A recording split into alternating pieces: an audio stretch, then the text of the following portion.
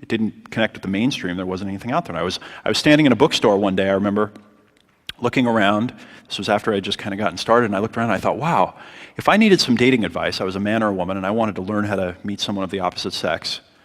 And I'm in a bookstore, a big one. I was in a Borders. I thought, is there a magazine on that magazine rack with hundreds of magazines to help me meet this need? Are there any books in here? Are there any audio programs?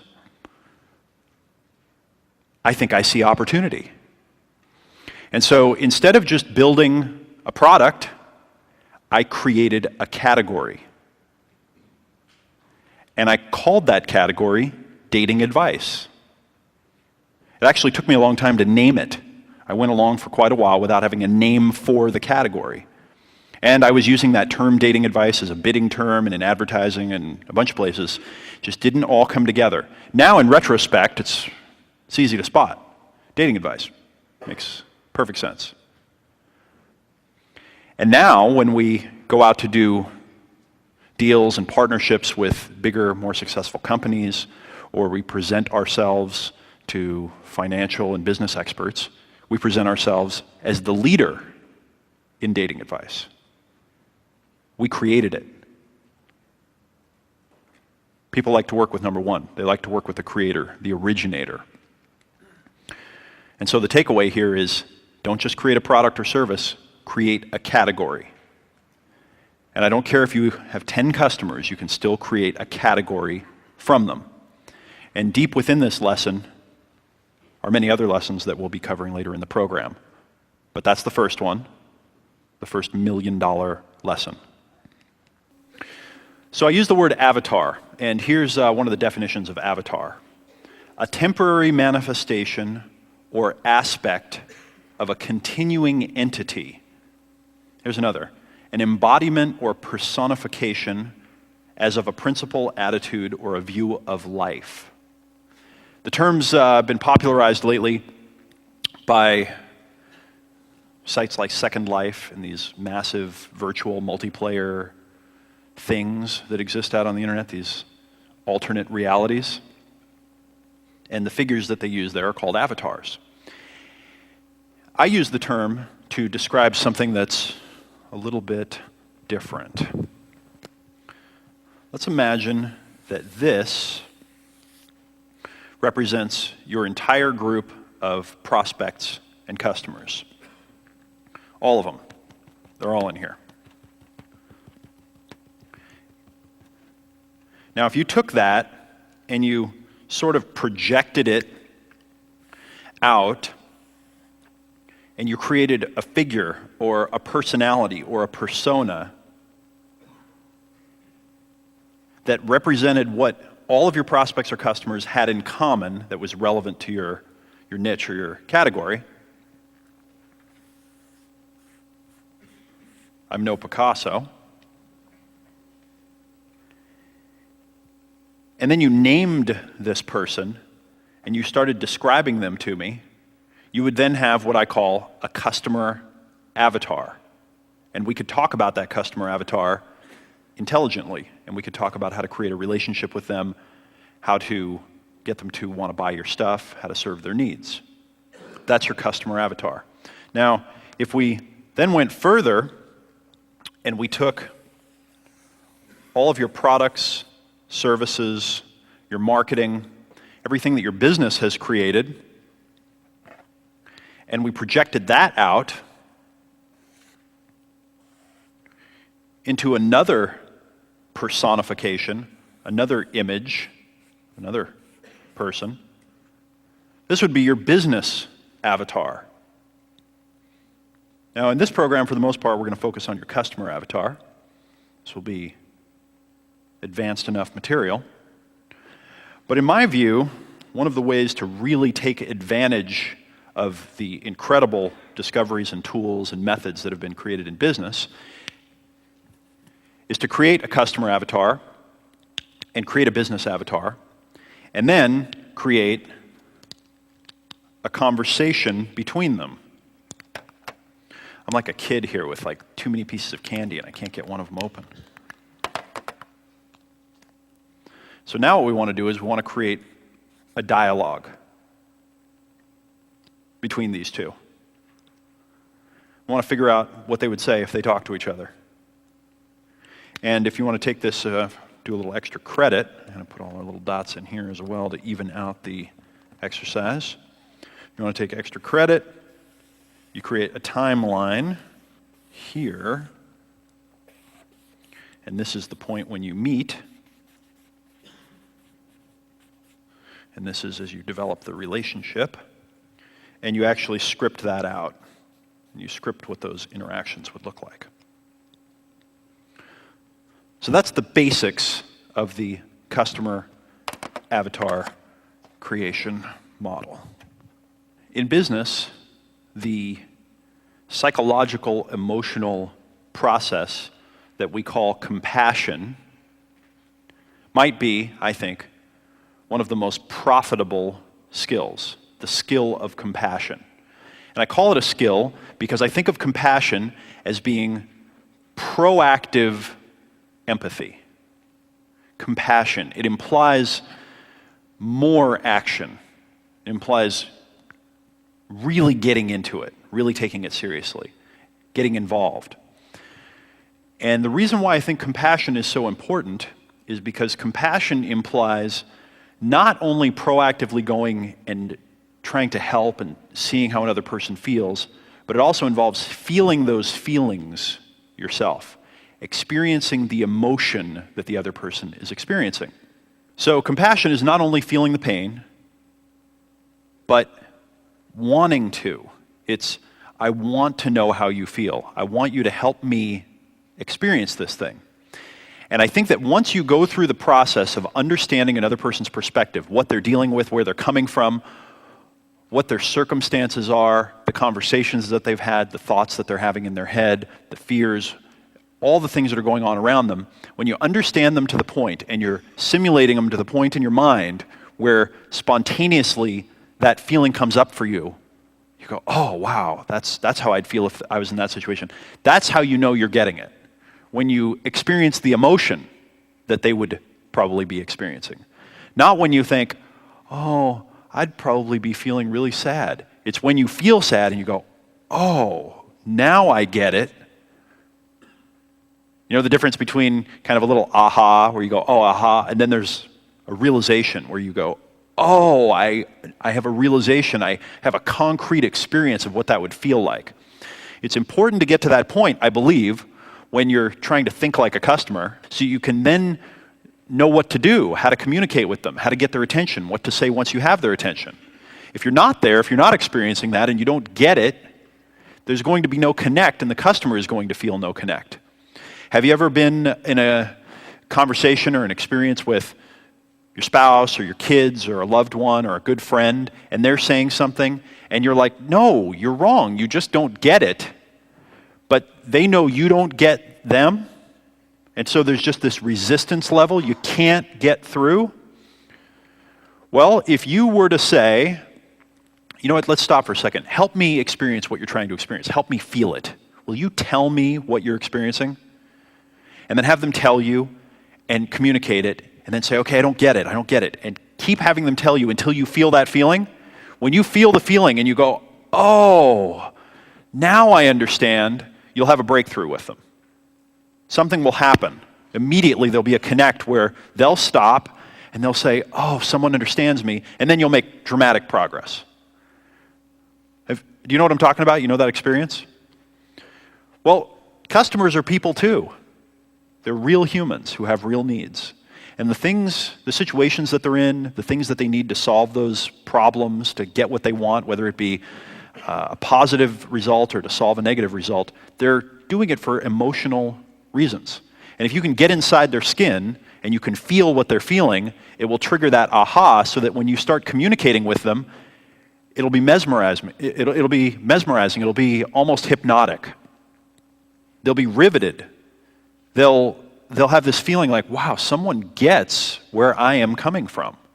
I only know a few people, very few people, who when we have a conversation about what to do in a marketing campaign or how to write an ad, where the first thing they do is they go to what I call use case thinking. And we'll talk more about that later, where they say, Well, if I was this person, here's how I'd feel. This is what I'm probably going through. And they get it's the first thing they do is they get right into it. So this is part of the mindset of creating the customer avatar, is you've got to have this ability. So I made reference a moment ago to this magical thing that happens when you are having a conflict with someone and you're trying to break through and you're like, no, you're wrong, and they're resisting, and then instead you stop and you say, let me understand you. Help me to understand where you're coming from. And they communicate and you say, I still don't quite get it. I can't feel what you're feeling. That doesn't make sense. And then they keep going, and finally you think, right, see, I see how you're seeing it now, and I'd feel the same way if I was seeing it that way. There's a breakthrough. You want to write this down. Something magic happens when a person feels understood. And what I mean by that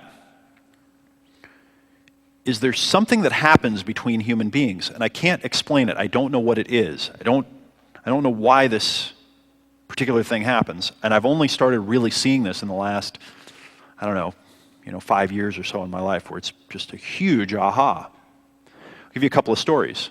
One, when I first started my own consulting business, this is about almost 10 years, I think exactly right now, I did direct marketing and sales and business and hiring and training consulting for real estate and mortgage companies. And I had read a book over the last few years before that called Spin Selling by Neil Rackham. And it's one of the best books that's ever been written on selling. If you want to learn about selling, read Spin Selling by Neil Rackham, Rackham. And in Spin Selling, he has this model where you find out the situation, the problem, the implication, and then what he calls the need payoff. And so I used this model, and I went out and I used it verbatim. I would sit down with one of my prospective new clients, call them up on the phone and say, hey, I've got some great tools for generating more leads for a real estate and mortgage company. I'd love to sit down with you, ask you a couple of questions, see if there's a connect. Okay, I'd sit down and say, like I said, I need to ask you some questions. I'd ask him some questions. What's the situation? What are some of the problems you're experiencing? What are the implications? What are those problems causing? And then what's the need payoff? What would happen if you could solve those? And it's a great model because the other person is communicating, you're learning, which is almost always better. And at the end, the other person feels understood. And what I found is that I would sit for 30 or 45 minutes and take notes and ask questions, maybe an hour. And then I'd say, okay, well, let me see if I heard what you said. And then I'd read back everything that they said. Here's the situation. Here's one of your problems. Here are the problems that's causing. Here's what it would mean to you if you could get it solved. And usually by about halfway through me reading back, my prospective client would be sitting bolt upright in their chair, looking at me, and just drawn in. It was an incredible effect. I wish that I could take credit for it, but just learned the method from a book. And it was phenomenal. And as I saw that happen over and over and over, and then learned some other things that are similar and go along with it, I started to see this consistent process. When a person feels understood, when they feel like another person really gets them and where they are, they open. They have what Joel Bauer, an amazing public speaker, calls the emotional suspension of disbelief. The emotional suspension of disbelief. I said, Joel, okay, I understand suspension of disbelief, but what's emotional suspension of disbelief? He said, well, when you suspend disbelief, what happens is you just kind of uncross your arms and uncross your legs and go, okay, give it to me. But the emotional suspension of disbelief is when you say, what? Whoa, tell me more. I'm interested. Now you've got my attention. It's the emotional suspension of disbelief that you're going after. And that happens when a person feels understood. So what do we do in business when we're creating advertising and marketing campaigns? We show up and we say, I want to put this giant picture of our skyscraper building on the ad. Let's put a starburst with our logo in it. Yeah. Ad salesmen have the easiest jobs in the world. If I was ever broke and didn't know what to do, I'd go into ad sales, because all you have to do is walk into any real estate agent's office or any of a million other companies and say, we got to put your picture on everything. I got some billboard. You need to be next to the interstate on the billboard. How are anyone going to know who you are? So that's where we go immediately, about us. We don't talk about the client. Is this making sense to you? Well, your client, your prospect, is a human. They're a person. They don't want to be broadcasted to by a company that wants to put a big picture of their building on the ad. That doesn't connect with them. That doesn't make them feel understood. So write this question down. What would make my prospect feel understood? One more point, sales. I learned from selling. I learned from a brilliant sales trainer named Bill Brooks. He talked about a study that he was familiar with. He said, top salespeople have 2 abilities that other people don't have. 2 abilities. Number 1, the ability to qualify the buyer better. Number 2, the ability to build trust faster. Qualify, build trust. That actually summarizes a lot of what we're talking about here. Qualify the buyer better, build trust faster. My own personal example of creating a customer avatar, and one of the ways that I've developed and kind of refined this over time, was our original business when we started this company, which is the Double Your Dating business. And in Double Your Dating, I created this avatar of my customers, where I took all of them and I put them together, and I tried to imagine what they had in common when it comes to challenges with dating, challenges with the opposite sex. And we named this avatar appropriately Irwin. And if there's anyone here named Irwin, my name's Eben, so I got the same thing. Just seemed like a good thing to name him. So Irwin has challenges with women. Now what's interesting about Irwin, by the way, is that there are a lot of Irwins, right? There are millions of Irwins out there. And Irwins have overlaps. They have places like the Venn diagram where all the circles overlap. And there's a spot right in the center. If you put 100 circles all around overlapping a little bit, and there's a hole in the center where you could shoot an arrow through it, that's the sweet spot. Now, all the Irwins have those 100 things in common, but outside of those 100 things, they don't have the rest in common. So, what I'm doing is I'm creating a construct in my mind of a type of person or personification that doesn't exist and has never existed. Someone that only has 100 qualities.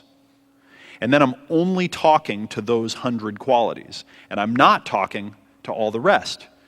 Because if I talk to quality number 101, I lose 60% of the audience.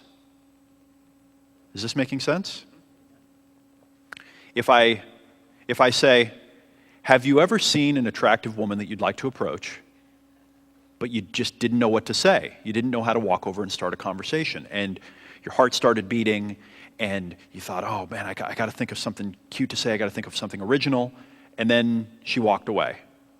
And then you realized you lost the moment, and then you spent days beating yourself up and thinking, oh, if I would have just said something, I would have had a better chance. Okay, that's a universal experience for men. All of the Irwins have had that one. I've had it a number of times.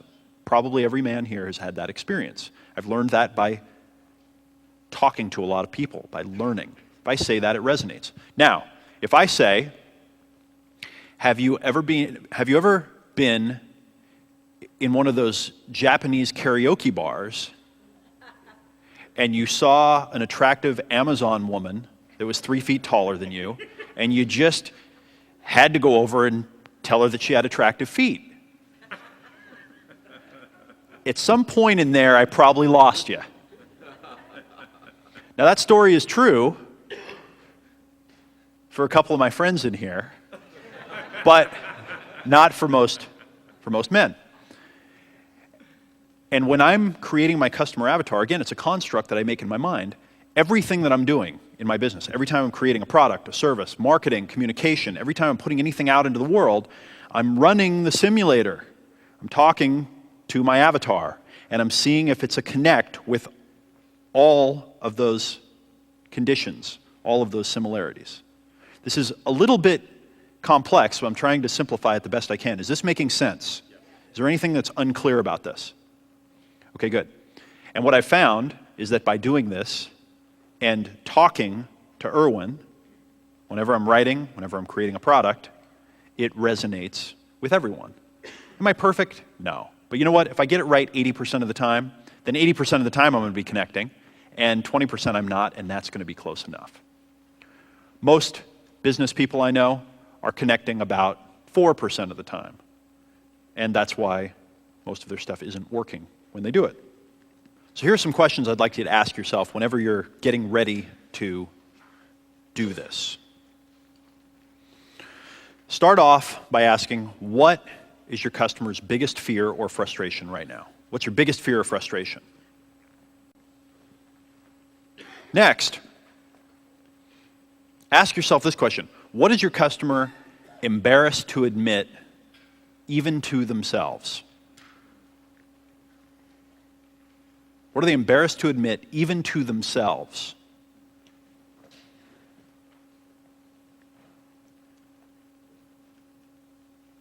And again, we're just scratching the surface, just at the beginning right now.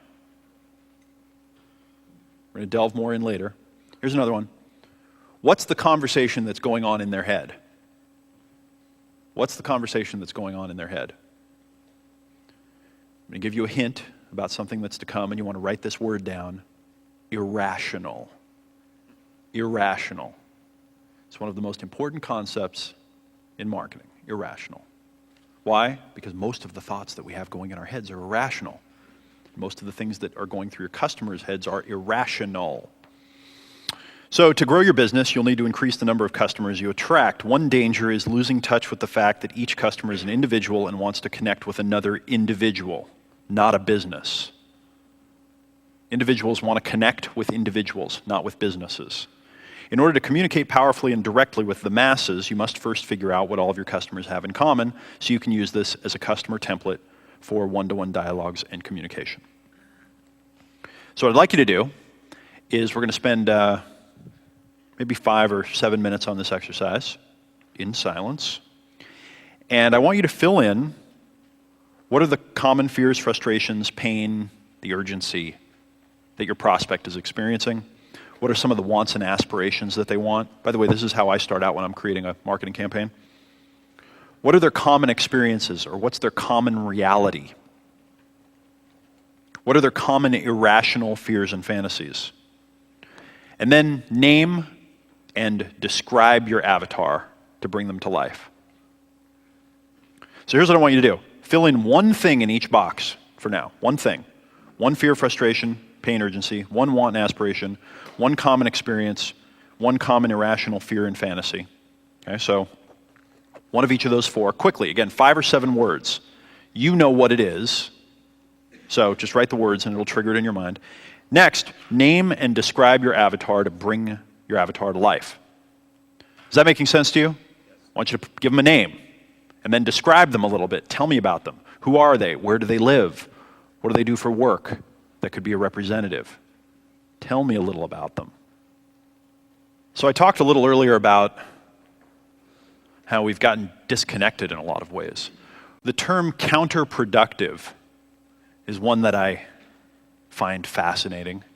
Counterproductive. In other words, it's the opposite of productive. And it's always fun to find out that something you were doing was getting you further from where you were trying to go, isn't it? Well, I think that this kind of socialized business language that we use, that's been designed specifically to avoid and eliminate emotional content, is counterproductive. I think it's hurting us in our business communications and in our marketing.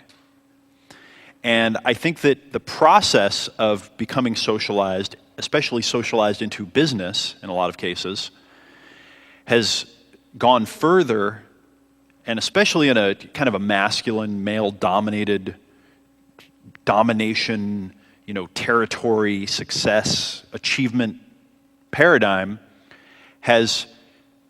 it's created a disconnect between us and our own emotions. I can say that it has definitely done that with me. And I think it's valuable for us to do some work to try to get back in touch with our actual emotions and then be able to communicate them well. I think all of us came naturally equipped with a set of equipment that can communicate emotions without words and can read the emotions of other people without words. But we've layered over it with all of this other stuff and this other programming. And I think if you can get back in touch with that part of you, your natural equipment, and realize that getting in touch with your natural equipment just doesn't strike me as sounding like what I meant to say. You want to get in touch with the equipment of others. That doesn't sound right either. And I think that if you can get back in touch with that part of you and you can think about that part of the other person, you can accomplish a lot. So here's what I want to do. I want to do a quick little exercise. You remember when we talked about getting out of your comfort zone? Let's do this. Sit back in your chair comfortably. Sit up, straight, good posture, good breathing. Put your materials down. Good. Now what we're going to do is we're going to take a deep breath, and then we're going to clench all our muscles, and then we're going to sigh. And what we're going to do is we're going to try to communicate how we feel without using any words. We're going to try to communicate our feeling inside of us, whatever the physical feeling or the emotion or whatever that thing is you call the feeling of how you feel. Try to communicate the feeling with the sigh, with the sound of the sigh, the voice, with how fast you breathe out. Does that make sense to you? Good. So let's try it. We're going to breathe in deep down into we're going to make our stomachs fat. We're going to go against the little social convention. We're going to breathe deep into our diaphragm. And then I want you to hold your breath. And then I'm going to ask you to clench every muscle in your body and hold it. Hold the clench and hold your breath. Wait. And then I'm going to say, okay. And as soon as I say okay, then I want you to let it out and communicate how you feel. Here we go. Deep breath in. Clench every muscle in your body. Hold on to it. Okay.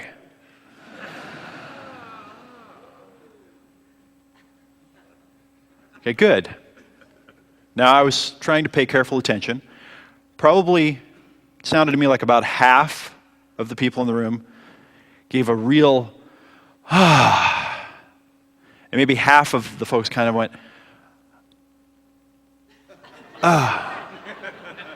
kind of looking around to see what everybody else was doing. Now, interestingly enough, even if you were one of the people that went, you still were communicating how you were feeling. You were feeling skeptical, reserved. I don't know if this makes sense to me. You still did it. I tricked you. And it's the first time I've ever done that as an experiment, but I thought it was interesting, and I thought it would have an interesting result. Now, do you use that mode of communication with other people? When you go to communicate with another person, the first thing that you do when you communicate is to use your body language and your voice tone and everything else to let them know how you're feeling. Do you do that? When you're sitting down to communicate with one of your customers, is the first thing that you do to sit down and say, I wonder how they're feeling. I wonder how they'd like to feel. How can I make the tone of my product, the experience of doing business with my company, the tone of my advertisement, the tone of my voice in my copy match the emotional tone that they're experiencing? And I don't mean writing, do you feel sad right now? Because that's not doing it. Doing it is saying, I can remember when I lost my cat and she got ran over by a car. My daughter's heart was broken for the rest of the week. She kept coming home and looking around the house for our kitty. You see where I'm going with this? It's different when you're talking about the experience of feeling something than just saying, have you ever lost your cat? Didn't that suck? That's not it. So who was able to kind of get toward the end of the exercise and create a customer avatar and name them. Tell me a little bit about your avatar. My avatar's name is Robin. She is 52. She is divorced but remarried. She has 2 kids, and she is frustrated because she's holding herself back from the success that she knows she's capable of. Excellent. We'll talk more about the specifics a little bit later. Tell me how she feels right now. She's feeling, number 1, frustrated. Number 2... Why does she feel frustrated? Because she's beating herself up because she thinks it's her fault that she's holding herself back from success. Because she has spent all of this money and time on traditional success programs that haven't gotten to her to where she wants to be. So Okay. she's beating herself up. Perfect. Now, pretend you're Robin. Tell me how you feel. I'm feeling frustrated. I'm feeling afraid because I'm broke. I'm in debt. I have all of these bills piling up. My house is kind of messy. I have kids. Time out for a sec. Yep. Does he sound frustrated, sad? Isn't that interesting? And I would bet you that Noah is probably one of the most empathic and compassionate people in the room. I went to your website, I checked it out. I'll be beating you up later in public, and your marketing too. Thank you. So I know a little bit about you now. And I'm serious. He probably is one of the most compassionate and empathic people. And when I said, now be Robin and tell me how you feel, what did he do? I feel sad, frustrated, because I'm broke. I'm sad. I'm frustrated. I don't have any money in the bank, right? I don't know how I'm going to pay my bills, my children. I don't know what I'm going to do. Now that to me sounds, I'm scared and frustrated. That sounds scared and frustrated to me. Is anyone getting nervous that I'm going to make you do this? Good, you are next. Try it again. How do you feel? I'm scared. I'm frustrated. My bills are piling up. How much acting do you want? We're in Los Angeles. You want the method? I mean... Good. Stella! Stella! Nice. Sorry. Now, even then, did you feel like he was sad and frustrated? Like, it's still not really there. So here's what we're going to do. Someone else want to play the game? I'm Sophia from Greece. Greece? I feel excited being here. You know what? Time out for a second. You flew here from Greece. Yes. Who thinks they... yeah, give her a hand for that one. Thank you very much. First of all, I'd like to apologize for my poor English. But I tried to give you a picture of how I described the avatars of... I described 2 avatars for 2 different projects of mine. I tried to keep it short. I have built a website for a medicine I'm distributing in Greece for the last 17 years, and I'm trying to sell it online. The medicine is travel gum. It's a medical chewing gum against travel sickness. Mm-hmm. And so the avatar number 1 is going to be I'm addressing to the potential travel gum buyers, people who are traveling and that are afraid of getting sick, and they would like to help themselves and feel great during their trip. So, the common fears and frustrations and pain and urgency for this avatar is travel discomfort. I named my avatar Amanda. Amanda is the mother of kids and not only afraid of her kids getting sick during travel, but she's also afraid of the planes. Her irrational fears are that plane may crash, or the ship they will be cruising on might sink. This is irrational, but it's a fear. Time out for a sec. Are you getting this? She's talking about gum and people fearing the plane crashing. This is a connect here. Go ahead. Okay.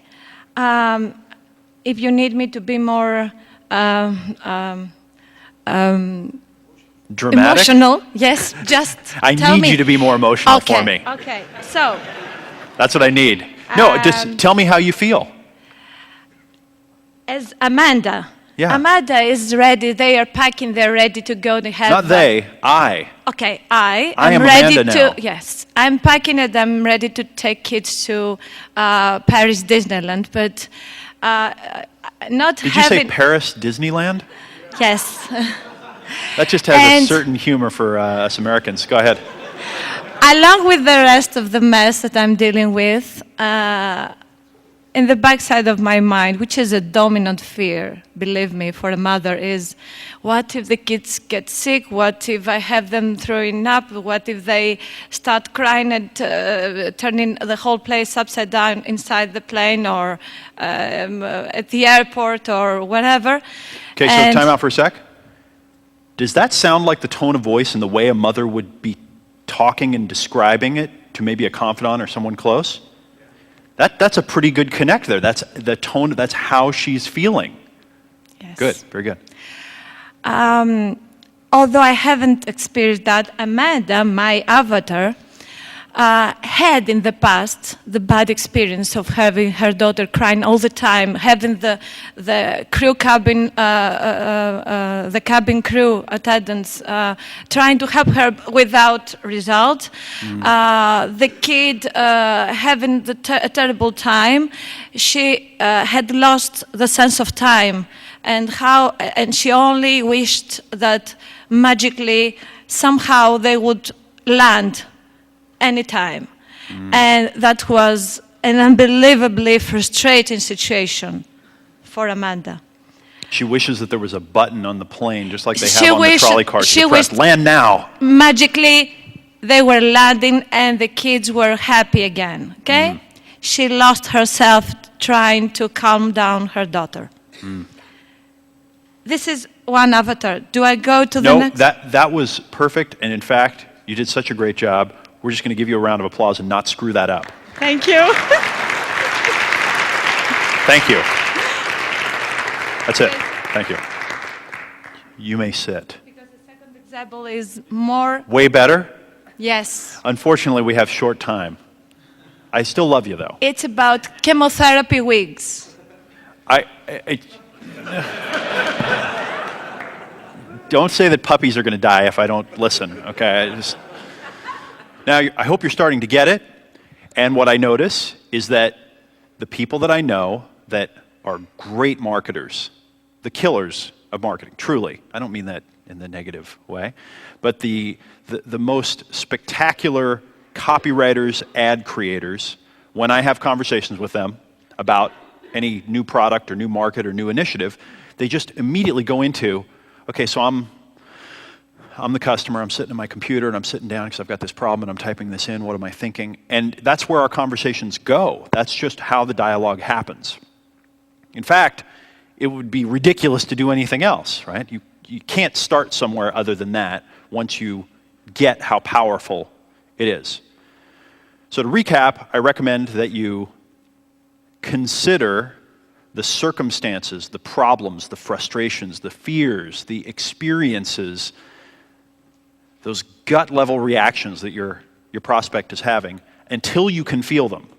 And then once you feel it, you'll have the aha, now I get it. And then try to communicate. Try to actually vocalize, embody, get the body language of what they're dealing with. Try to get into it. And once you get it, then you know what to say.